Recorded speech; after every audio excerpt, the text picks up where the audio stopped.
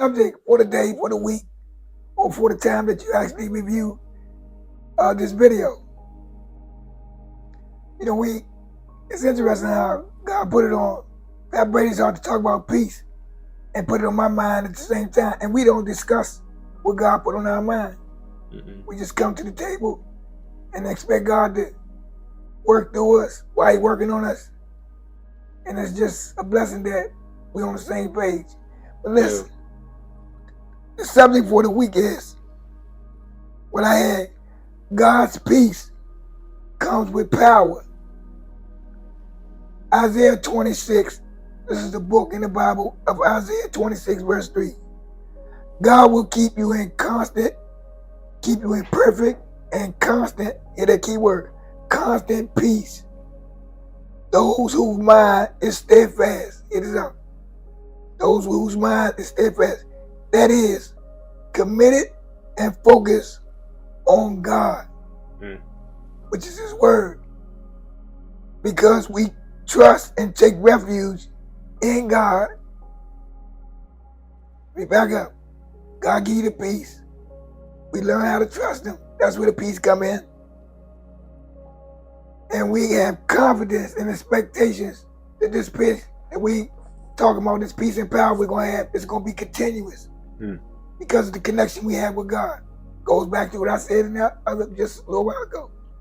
But in order to get that, it's mandatory, crucial, that you surrender and submit your life to Christ, which we call getting saved, to make this connection, to get this benefit.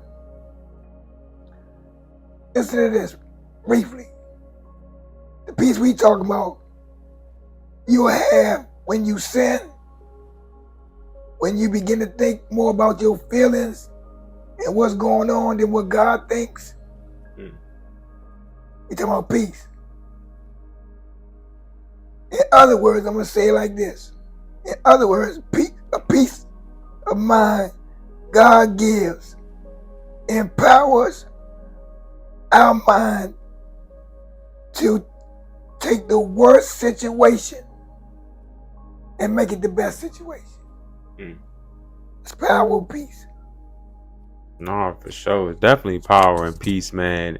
Kind of two levels of that too, just power and peace. Like it's a power in the peace of God. Because if you, like I said, you have peace and you're untethered in the most toughest situations, that's really can lead people to see that God is real and is deeper than, just you saying it.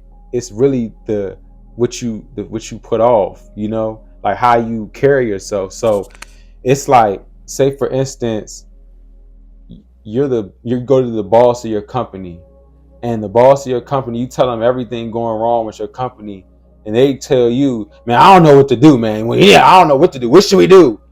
You be like, what type of boss is this that in a stressful situation, I'm coming to you for peace and they're not even peaceful? You feel me? Instead of having a boss that hears what you saying and be like, man, so it's a lot's going on. Man, I appreciate you letting me know that, man. Let's figure out a plan.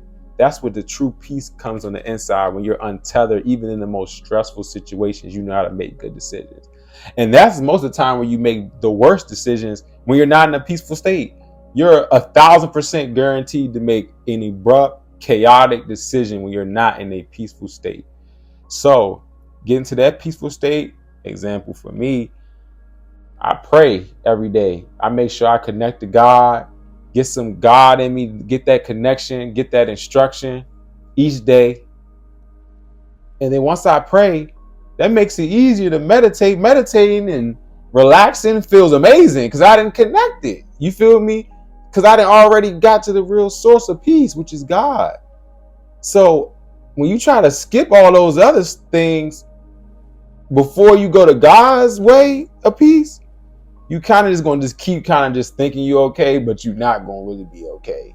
You like, why can't I just be peaceful in tough situations when my back is against the wall? Why can't I just be peaceful? I go to therapy. I go hiking. I go on vacation every week. I go out. I go do stuff with friends. I'm social. Why do I don't have this peace because it's spiritual. Your spirit ain't at peace. You feel me? And the way your spirit, your mind, your soul gets at peace, connecting with God, of course, following his instruction, of course, and then being that example of what God leading you, his instruction, being the example of the instruction he gave you. Because I could be going through 1,000 things and you'll never know. It's between me and God and people, personally in your life.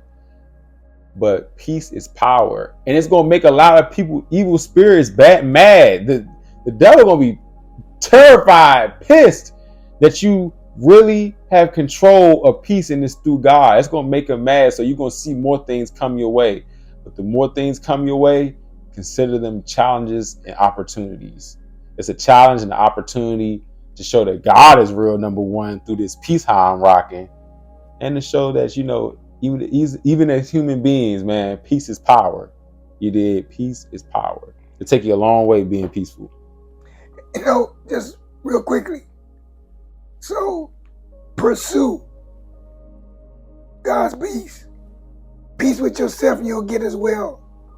And peace with other people. Yep. Pursue that peace with God, and then it'll just trickle down. You know what I'm saying? But you got to pursue it, though. It goes back to our other video. You got to be a part of your own rescue. If you drowning and you choose to drown, that was your choice. You feel me? Free will.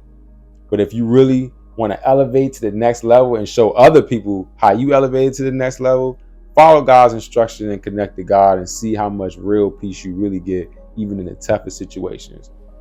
Last subject.